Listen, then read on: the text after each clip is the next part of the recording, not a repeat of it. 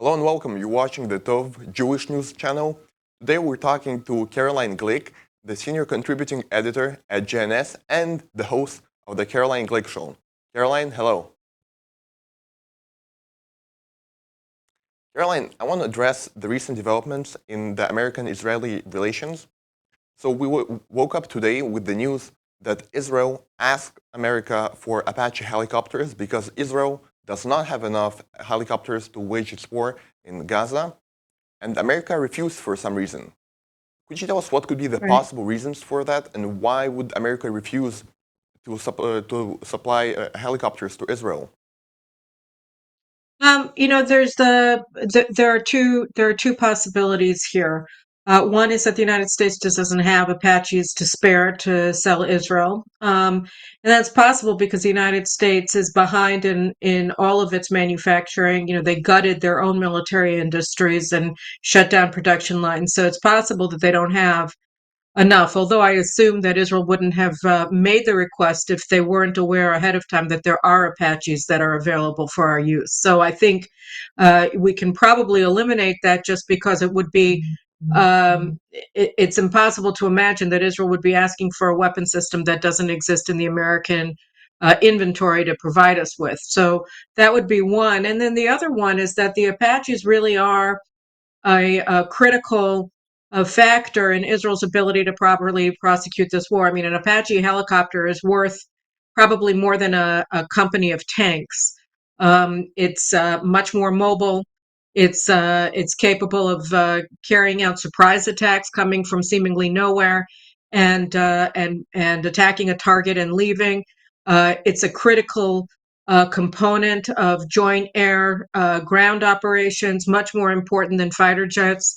And so the American withholding of the Apaches speaks some very distressing things about the nature of the American position in this war, that they don't want to provide Israel with a critical system for our operations on the ground, and one that makes a vital contribution to Israel's effectiveness as a fighting force.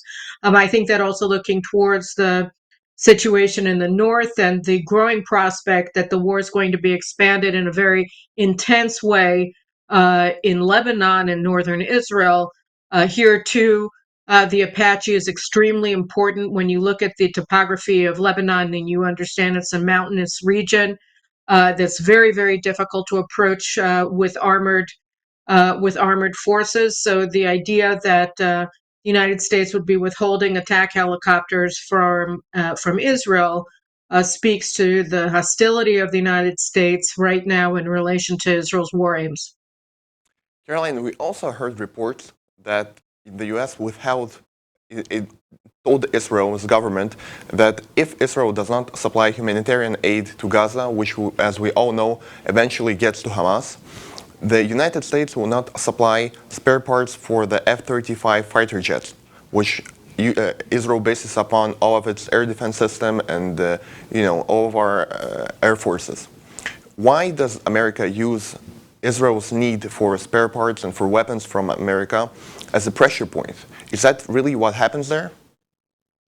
Yes, it is. It's very much the situation today with the Biden administration. If in a friendly administration like the Trump administration, none of this would have happened. And so it really speaks to the motives of the Biden administration and the way that they're exploiting Israel's position as dependent on American platforms and spare parts in order to leverage their power vis-a-vis Israel, not vis-a-vis Israel's enemies. So rather than siding with Israel in its war goal of obliterating Hamas and making sure that the Palestinians are not going to be able to pose a threat to southern Israel from Gaza ever again, the United States is trying to corral Israel into a position of stalemate in Gaza that's going to leave us vulnerable and exposed to further international and American pressure to appease the Palestinians, allow the international community to come in and rebuild Gaza, and ostensibly, working with an imaginary, non-existent, moderate Palestinian leadership and force Israel through this stalemate that the United States is forcing Israel to fight towards in Gaza. compel Israel to accept American dictates relating to withdrawals from Judea and Samaria and Jerusalem and the establishment of a Palestinian terror state in the heartland of the Jewish state. I mean, that's essentially the American goal. It came out very clearly in the Egyptian offer for a ceasefire and hostages for terrorist swaps, and that's supported by the United States and being pushed by the United States. So this is a distressing situation, but it's manifested, among other things, in the way that they're leveraging Israel's dependence on American support or American munitions in order to prevent us from winning. Caroline, another thing I wanted to talk to you about is the recent report that the New Israel Fund, which is, as we should remind, a George Soros funded organization here in Israel, is planning they have a plan to install the Palestinian administration in the Gaza Strip after the war, which is also the plan that the Americans have, right? So if Right. that plan would be implemented, how would it affect Israel? And generally speaking, is that a good plan for Israel's security? So, I mean, the Jewish Voice news service, just by going on the website of Mitvim, this organization that's supported by the New Israel Fund and the German government, um, they found these minutes of meetings that these leftist generals and political activists have been holding on a weekly basis since October 8th, and their plan for the day after the war. And basically, they want to use the war very much like the administration to compel Israel to accept a Palestinian state. And the main tool that they have, I mean, they bemoan the fact that support among Israelis for a Palestinian state has dried up. And so their main leverage point with the people of Israel who oppose this is outside pressure, is American pressure. So actually, if you read very closely the minutes of the reports that were published by Hakol Yehudi, the Jewish Voice news service, you see that their main point of leverage to compel against our will the Israeli people to accept a terrorist state in Judea and Samaria, as well as in Gaza, as under a reconstituted, relabeled Palestinian Authority, is through international pressure and specifically American pressure. And they lay out a lot of things like an American recognition of a Palestinian state, American pressure on Israel through military aid and other things and the Security Council, precisely what we're seeing the Biden administration doing already, to force this down Israel's throats. And why is this so disastrous? Because what we saw very clearly on October 7th is that a Palestinian state manifests a an existential threat to Israel, probably more serious than Iran's nuclear program, because these people live among us. And just to give a sense of how dangerous it is, the furthest that the Hamas terrorists were able to get from Gaza on the morning of October 7th was 25 kilometers to the city of Ofakim, where they continued their massacre. And um, 25 kilometers from Kalkilia in southern Samaria is the Ayalon Highway in Tel Aviv. So the distances here between Judea and Samaria and Israel's major metropolitan areas is minuscule. And the American supplied and trained and financed Palestinian Authority security forces are a military force with American weapons. And by the way, the United States never denies them any of their requests for weapons. They're fully armed. They are a military threat far more dangerous than the sadistic terrorists of Hamas, and they share the same goal of annihilating the Jewish people and the Jewish state. So, what we're talking about here is giving these terrorists who overwhelmingly support the October 7th massacre and overwhelmingly support Hamas. Hamas is far more popular than their own Fatah-led Palestinian Authority, that we want to give them even more weapons, even more territory. We want to give them international legitimacy, and continue to train their army. And this is an American government program.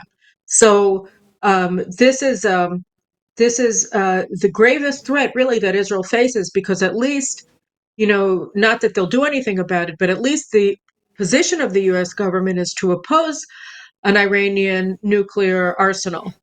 So that if Israel were to take action against an Iranian nuclear arsenal, the United States might oppose it, but they wouldn't be able to, isolate Israel in a serious way if Israel took out that existential threat on our own, or in cooperation with other states. But because the Palestinian Authority, which is a terrorist organization, which is a terrorist army, which is a terrorist supporting society, which as a society seeks Israel's annihilation, is supported by the United States. The United States is cultivating a threat and siding with it against Israel, whose goal is the same as the goal of the Ayatollahs in Iran. So, Caroline, in a world where we have a hostile administration in the White House, which does not support Israel as it should be, although Israel has been relying solely on the US for weapons and for international support, do you think Israel should diversify its reliance on different countries? Because when we're relying only on the US can do whatever they want with Israel. They can push it in any direction we want. How would the ideal geopolitical situation for Israel now look like? And what would you advise the Israeli government in terms of foreign affairs?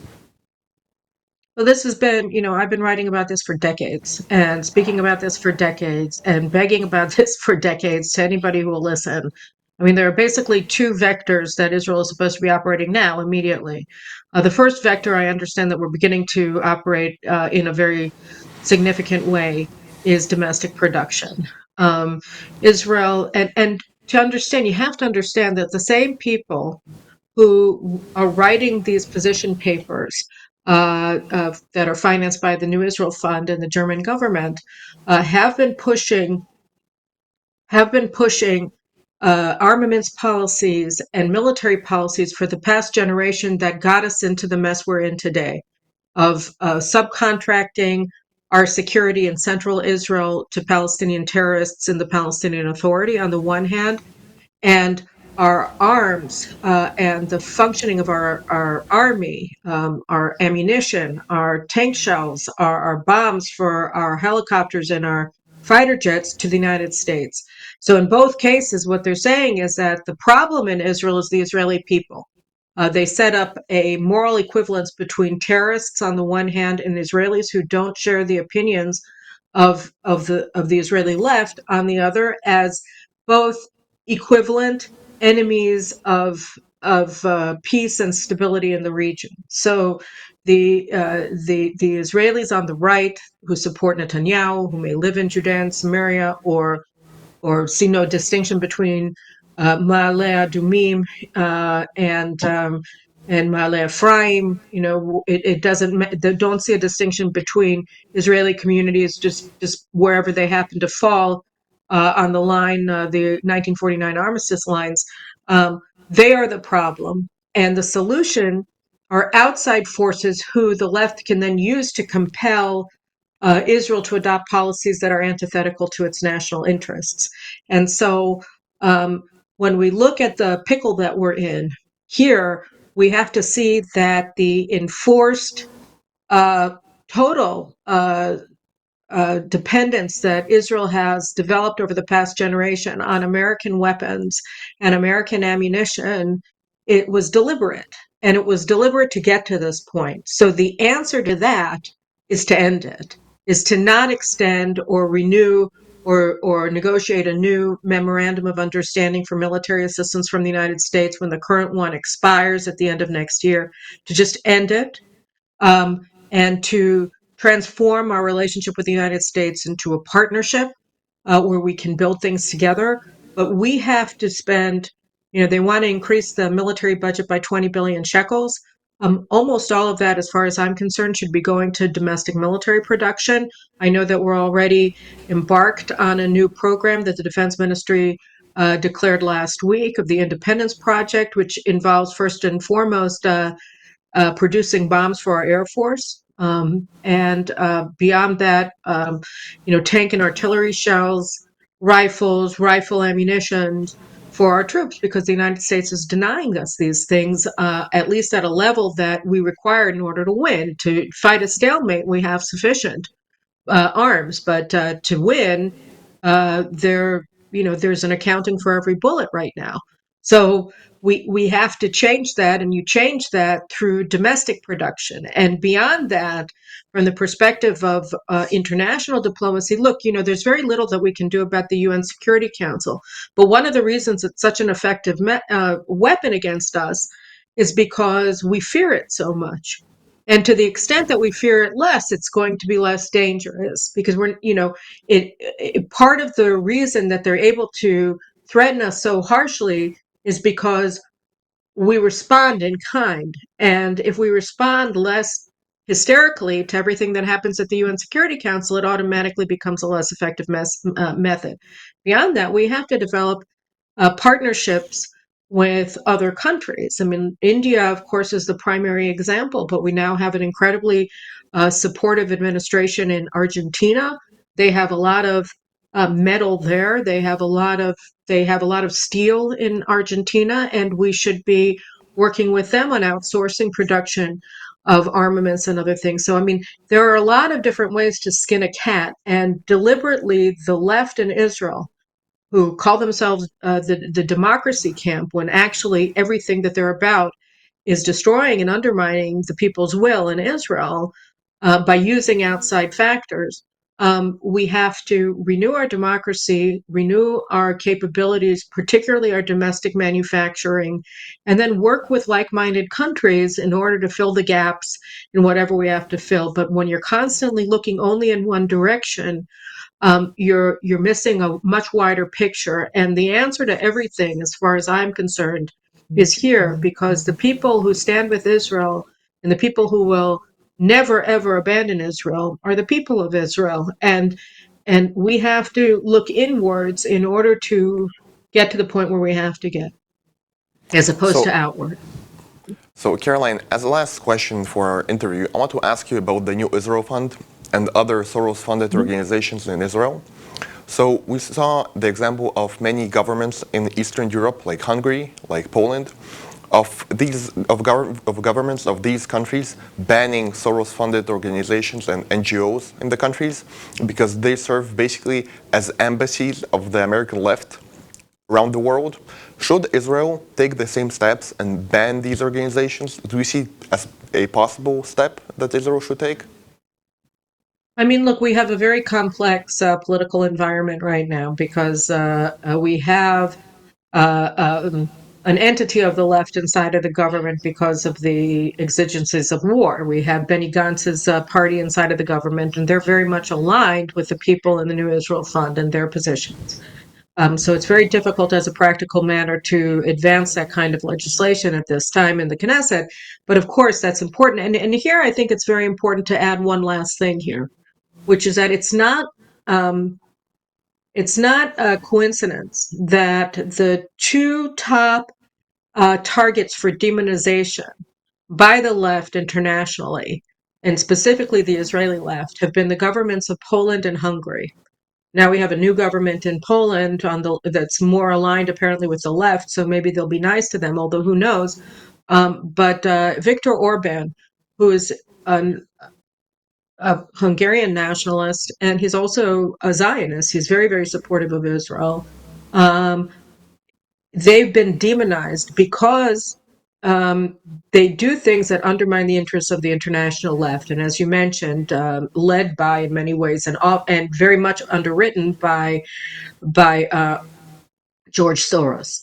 So the people who are beneficiaries of Soros's largesse, and who are like-minded activists in their outlook, and in their anti-Western outlook, and their anti-national outlook, they look out for one another. And so, because Hungary has been effective and really, unhesitating and unflinching in trying to ban Orban's operations in Hungary, they've been subjected to this massive criticism that they're anti-democratic, even though they're wildly popular and supported by the Hungarian people. And so, this is a step that Israel has to take. We had an opportunity in 2017 when we did amend the nonprofit organizations law in Israel, but the NGO law. But I felt at the time, and I argued strongly against the amendment as it was, which was just a labeling requirement. If you receive money from foreign governments, you have to put that on the front page of your website so people know that you're essentially a foreign organization. But these organizations that are acting as agents for foreign governments, um, they still get the tax breaks that Israeli organizations receive as NGOs, and I think that that was a huge mistake. And there were a lot of other things that we should have done at the time legally to limit. I mean, they get massive tax breaks when actually they're simply foreign organizations. Caroline, it's been great talking to you. Thank you very much for your interview. Thank you. We're talking to Caroline Glick, the senior contributing editor at JNS and the host of the Caroline Glick Show. Please subscribe to us on all our social media platforms, and thank you for watching.